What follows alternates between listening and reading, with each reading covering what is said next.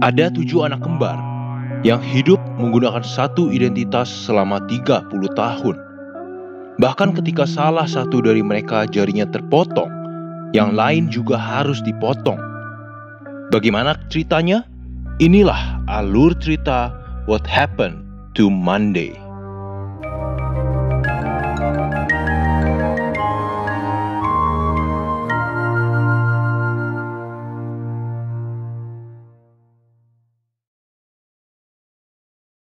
Sekitar tahun 2043, populasi bumi telah berlipat ganda. Dengan kemajuan teknologi, akhirnya diproduksi tanaman yang dimodifikasi secara genetik agar produksinya lebih cepat. Namun, justru tanaman ini menyebabkan populasi bumi membeludak. Karena dimodifikasi secara genetik, tanaman ini menyebabkan kelahiran ganda. Kelahiran anak kembar menjadi sering, dan karena populasi yang sangat berlebihan, manusia mengalami krisis makanan. Ahli biologi Nicolette Kamen mencetuskan suatu aturan yang mengharuskan setiap keluarga hanya diperbolehkan memiliki satu anak saja.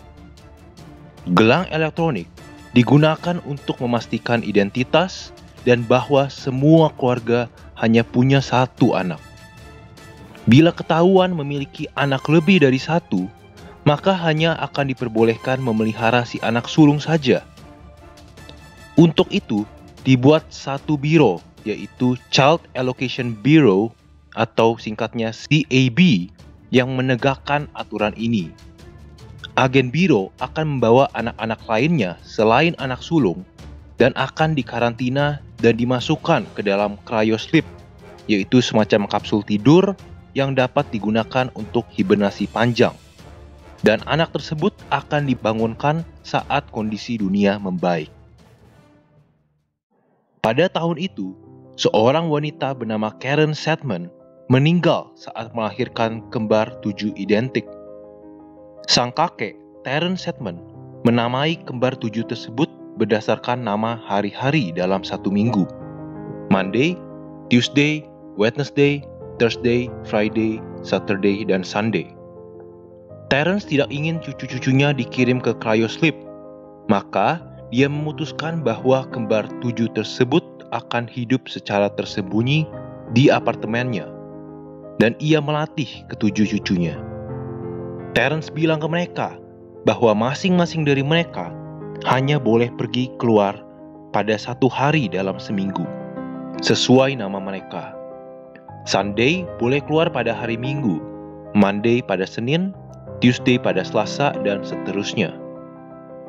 Di rumah, mereka boleh menjadi diri sendiri, tapi di luar rumah, mereka semua akan menggunakan satu identitas bernama Karen Sedman, dinamai berdasarkan nama ibu mereka. Mereka semua dipasangi gelang elektronik yang telah dihack oleh Terence, sehingga mereka dapat teridentifikasi sebagai Karen Sedman. Selain itu, gelang ini pun dipasang GPS, sehingga lokasi mereka dapat diketahui ketika sedang di luar rumah. Terence juga membuat tempat sembunyi yang dapat mereka gunakan ketika ada orang datang ke apartemen. Tiap hari, setelah mereka beraktivitas di luar rumah, setiap anak akan membagikan pengalaman kesehariannya ke saudarinya yang lain, agar mereka tidak kagok dan dapat melanjutkan kehidupan mereka seperti hari sebelumnya.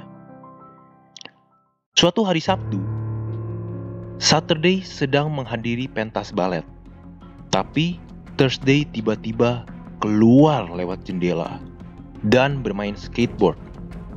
Jadi pada saat Saturday kembali, Thursday juga belum pulang.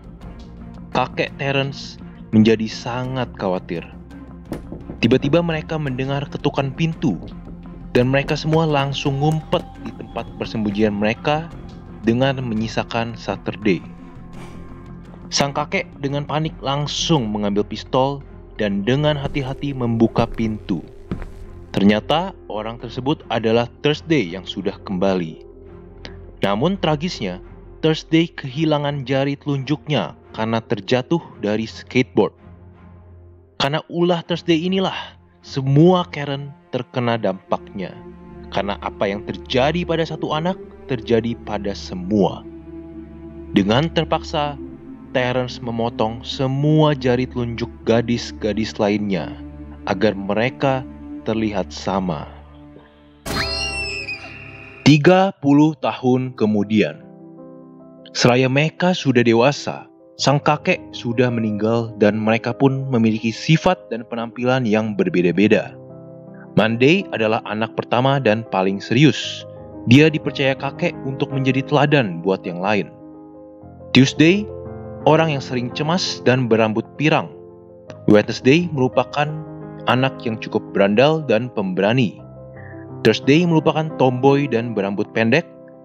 Sedangkan Friday paling kutu buku dan paling pintar di antara lainnya. Saturday paling stylish dan berambut putih. Sedangkan Sunday senang berpesta dan rambutnya dikuncir ke belakang. Hari Senin tiba. Jadi ini saatnya Monday keluar rumah. Namun, Monday mual dan muntah karena hari itu Karen Sedman akan presentasi di kantor untuk memperoleh promosi jabatan. Monday menggunakan cermin canggih yang dapat memberitahu apa yang perlu di make up agar penampilannya mirip dengan hari-hari biasanya dan tidak ada yang curiga. Dalam perjalanan, Monday melewati pos pemeriksaan dan ada agen biro yang memeriksa identitasnya. Agen tersebut bernama Adrian. Adrian bilang ke Karen bahwa dia paling tidak suka hari Senin karena dia harus menjaga pos pemeriksaan. Namun itu cukup sepadan karena dia bisa bertemu Karen. Sesampainya di tempat kerja, Karen bertemu Jerry di lift, yang merupakan pesaingnya untuk mendapatkan promosi jabatan di tempat kerjanya, yaitu sebuah bank. Jerry ini bilang ia tahu suatu rahasia yang Karen sembunyikan. Namun Karen berpura-pura tidak tahu apa maksudnya. Setelah itu, Monday kehilangan kabarnya. Pada malam hari di rumah, saudari-saudarinya menunggu Monday yang belum kunjung pulang. Mereka mencoba melacak lokasi GPS dari gelang Monday, namun anehnya keberadaannya tidak terlacak. Mereka menduga Monday mengalami kecelakaan, atau lebih parah lagi kalau Monday meninggal. Kalau Monday meninggal, artinya Karen Sedman juga meninggal, yang berarti tak satu pun dari mereka dapat keluar lagi seumur hidup. Mereka coba menenangkan satu sama lain dan menguatkan satu sama lain sampai hari esok. Selasa pun tiba. Giliran Tuesday yang datang ke tempat kerja. Mau tidak mau, Tuesday harus tetap ke tempat kerja walaupun sangat berisiko apabila dua Karen berada di luar rumah. Tuesday berusaha untuk mencari petunjuk mengenai keberadaan Monday. Sementara Tuesday menjalankan aktivitas, para saudarinya mengamati keberadaannya. Di kantor, Tuesday mendapat petunjuk dari sekretarisnya bahwa Karen kemarin berhasil mendapatkan promosi jabatan dan ia pulang lebih awal untuk ke bar. Tuesday pun segera ke bar dan bertanya ke bartendernya apa yang dilakukan Karen semalam. Ia berkata bahwa Karen kemarin bertemu Jerry di bar dan mereka berdebat. Tuesday langsung memberitahukan hal ini kepada saudari-saudarinya. Dan saudarinya ini menyarankan Tuesday untuk menemui Jerry untuk mendapatkan petunjuk tentang keberadaan Monday. Namun dalam perjalanan, Tuesday dihadang oleh agen CBA dan dibawa ke mobil. Di mobil tersebut, gelang Tuesday diputuskan, jadi saudari lainnya tak dapat mengetahui lokasi Tuesday. Ia lalu dibawa ke fasilitas CBA, di mana Adrian sempat melihatnya. Lalu ia dibawa ke suatu ruangan, di mana ia bertemu ketua biro, Nicolette Cayman. Di sini, Cayman mengungkapkan bahwa ia tahu kalau Tuesday punya banyak kembaran. Dan ia tahu masih ada 5 kembarannya yang tinggal di apartemen. Lalu bawahan Cayman bernama Joe menyekap Tuesday dan mengarahkan pisau ke arahnya. Di apartemen, 5 saudari kembar tersebut semakin panik. Tak lama, anak buah Cayman datang dan masuk ke apartemen Karen dengan retina mata Karen. Namun tidak diketahui apakah itu retina mata Monday atau Tuesday. Perkelahian pun terjadi antara anak buah Cayman dan saudari kembar tersebut. Untungnya saudari kembar tersebut berhasil mengalahkan anak buah Cayman. Namun dalam perkelahian tersebut, Sunday tertembak dan meninggal. 4 saudari yang tersisa itu pun menangisi kematian Sunday dan semakin tertekan. Di sisi lain, Cayman belum mendapat kabar dari anak buahnya yang sudah meninggal. Cayman tidak mau kredibilitasnya hancur karena sudah membiarkan 7 orang kembar tumbuh dewasa secara sembunyi-sembunyi. Maka dari itu, penangkapan Karen harus dirahasiakan dan tidak boleh diketahui orang luar. Di apartemen, Friday menemukan bola mata yang ketika dicek ternyata milik Tuesday. Mereka curiga Jerry mungkin telah melaporkan mereka kepada CAB. Keesokan harinya, Wednesday pergi tanpa merias penampilannya. Ia pergi ke apartemen Jerry. Ia langsung menodongkan pistol ke arah Jerry. Namun ternyata Jerry tidak tahu apa-apa bahwa mereka adalah kembar 7. Jerry mengungkapkan bahwa dia hanya tahu rahasia bahwa Karen mendapatkan promosi jabatan dengan cara curang, yaitu mengirimkan jutaan euro ke Cayman untuk mendanai kampanyenya. Tiba-tiba ada seorang agen CAB yang merupakan penembak jitu dan dia membunuh Jerry. Maka Wednesday langsung melarikan diri dari apartemen Jerry. Namun sayangnya, pada akhirnya agen CAB yang bernama Joe berhasil menyudutkan Wednesday dan akhirnya menembak mati Wednesday. Di apartemen si kembar, ada yang ketuk pintu apartemen mereka. Tinggal Saturday, Friday, dan Thursday yang tersisa di apartemen. Friday dan Thursday langsung ngumpet dan Saturday membukakan pintu. Ternyata orang tersebut adalah Adrian, yaitu seorang agen biro. Saturday tidak mengenali orang tersebut. Namun dari gaya bicara Adrian, Saturday akhirnya sadar Adrian punya hubungan romantis dengan salah satu dari mereka. Adrian mengajak Saturday yang berpura-pura jadi Karen waktu itu untuk pergi ke apartemen Adrian. Namun, Saturday ragu dan ia minta izin sebentar untuk berdiskusi dengan saudarinya. Thursday bilang ke Saturday untuk pergi bersama Adrian karena Adrian ini adalah seorang agen biro sehingga mereka mungkin bisa dapat petunjuk tentang keberadaan Monday. Friday juga menyuruh Saturday untuk diam-diam mensinkronkan gelang dengan Adrian untuk dapat meretas server CAB.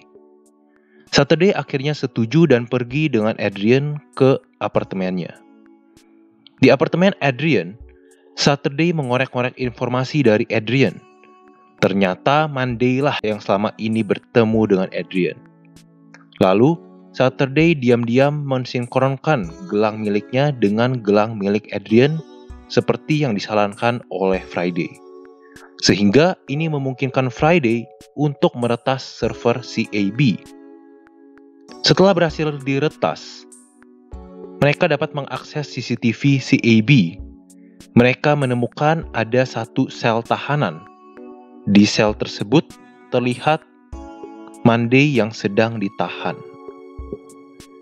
Setelah Adrian meninggalkan apartemennya, Saturday segera memberitahukan Friday dan Thursday bahwa Monday lah yang selama ini sembunyi-sembunyi berkencan dengan Adrian.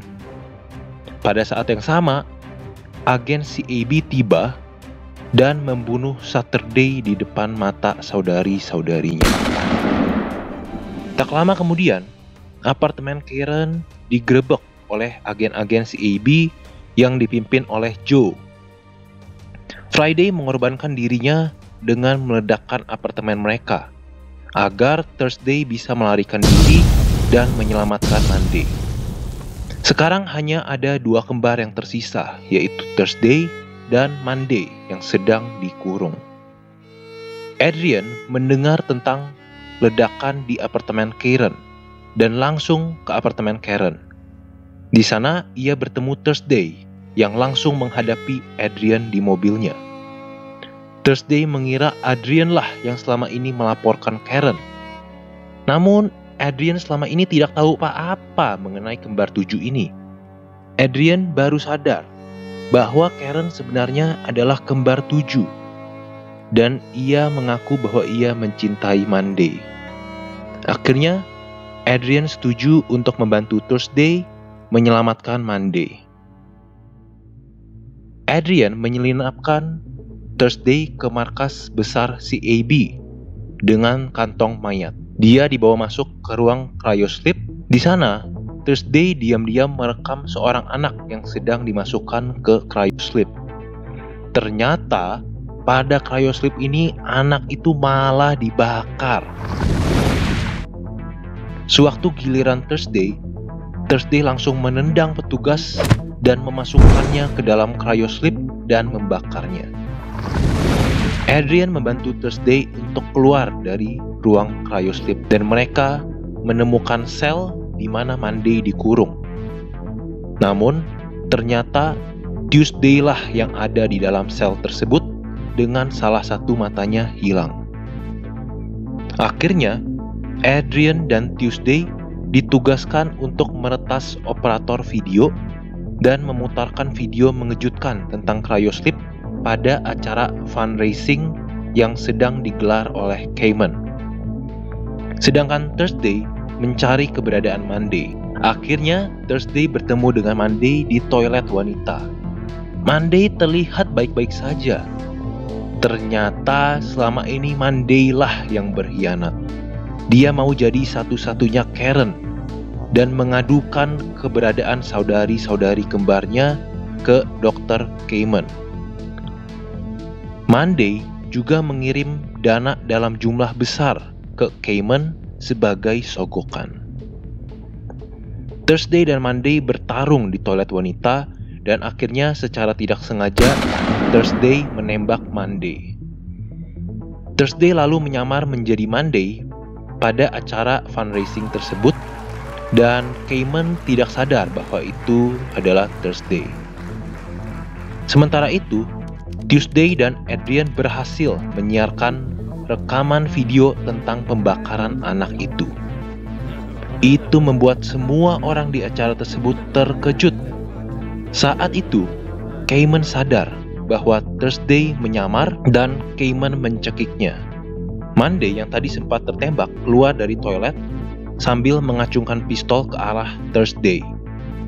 Namun, Joe menembak Monday karena dia mengira bahwa Monday berniat membunuh Cayman. Dengan kesal, Adrian langsung juga menembak Joe. Saat kerumunan sedang melarikan diri, Monday yang sedang sekarat akhirnya mengungkapkan ke Thursday bahwa dia berkhianat karena dia hamil anak kembar. Anak tersebut hasil dari hubungannya dengan Adrian, dan dia mau melakukan segalanya agar si Abby tidak mengambil anak kembarnya yang belum lahir. Monday meninggal karena luka tembaknya. Akhir cerita, aturan satu anak per keluarga dihapuskan, dan Cayman menghadapi hukuman mati. Thursday, Adrian, dan Tuesday lah yang akhirnya tersisa. Tuesday, yang sekarang memiliki mata baru, menyatakan nama barunya adalah Terry. Sedangkan Thursday menggunakan nama Karen. Bayi kembar hasil hubungan Monday dan Adrian berhasil diselamatkan dan dimasukkan ke dalam inkubasi buatan, dan mereka tumbuh dengan sehat. Film ini pun diakhiri dengan pemandangan bayi-bayi yang dirawat di fasilitas khusus. Itulah ending dari film What Happened to Monday. Apabila kalian suka dengan film seperti ini dan ingin mendengar alur cerita film lainnya, jangan lupa klik tombol like dan subscribe, dan sampai jumpa di film selanjutnya.